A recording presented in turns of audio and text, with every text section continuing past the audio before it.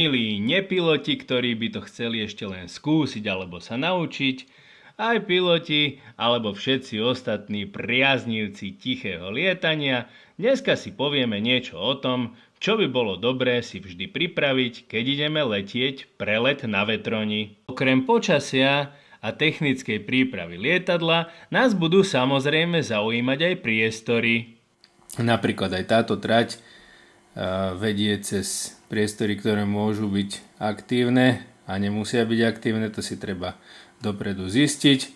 A samozrejme poletíme aj cez priestor sliačského témačka, kde sa treba nahlásiť, čiže v podstate z Nitry to je zhruba niekde sem na Kšinu, potom krížom cez témačko niekde na Modrý kameň, potom cez 6 Bravo Alfa a tady to dole na juh a domov.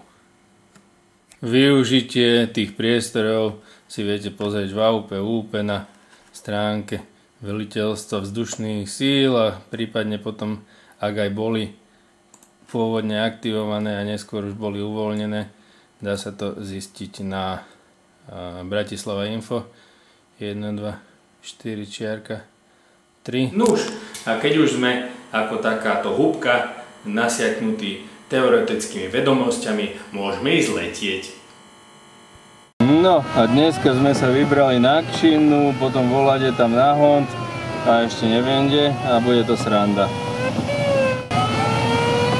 Blížime sa k otočke Kšina, no ale ešte je to pekných 15 km, zatiaľ fúka ako mamutový zrytie a dosť slabé je teda akože sú aj klesáky silné, aj stupáky, ale ťažko sa hľadajú.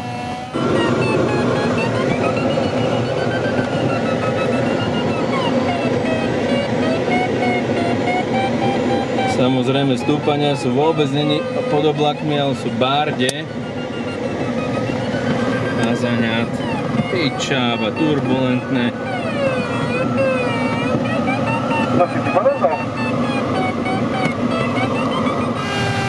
No vyzerá to krásne, ale teda akože je to ťažké.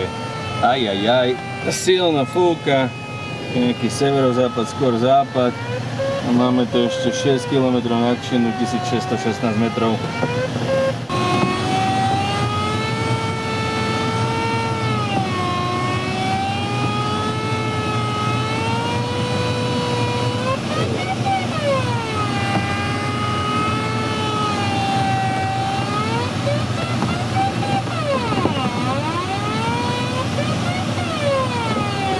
Kšina otočená, ideme dál, uvidíme čo to bude, jak to bude.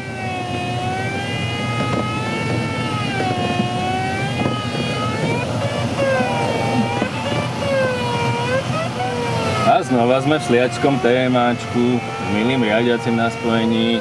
Ideme na Sitno smerom ďalej na Modrý kameň. Teraz sme vystúpali nad Vyhňami do nejakých 1950 metrov a tuto máme pred nami krásne Sitno. A tuto máme Banskú Štiavnicu, našu milenú. A tak, fajnovo, pekné. Dúfam, že počasie vydrží. Bolo by dobre. Smerom na Modrý kameň to nevyzerá až tak zle. Dokonca to vyzerá aj trochu dobre. Ajajaj, Gabo Zelenaj. Blížime sa k Modrému kameňu. Dneska to vyzerá veľmi pekne aj tuto ďalej na východ, veru. Asi by sa, veru, dneska dalo letieť aj tuto na Moďorské vrchy Buk, ktoré vidíme tu. A slávny Hungarian Everest, alias hora Kékes, 1015 metrov, 1015 méter, a zaňát najvyšší hora Moďorského Himalája.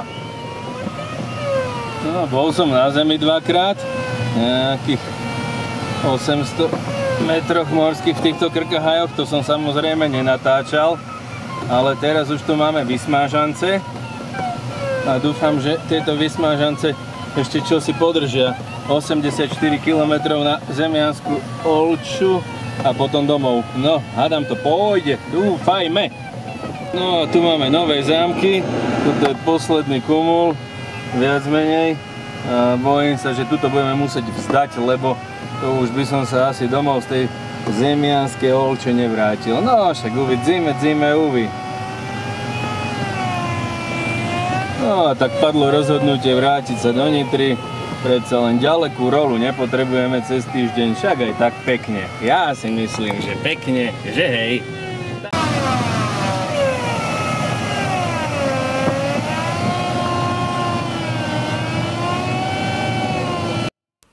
A hoci som vynechal otočku poslednú zemianská Olča a miesto toho zeleného trojuholníčka sa preletelo len toto modré, všetci sú spokojní a na porádku doma. Čaute!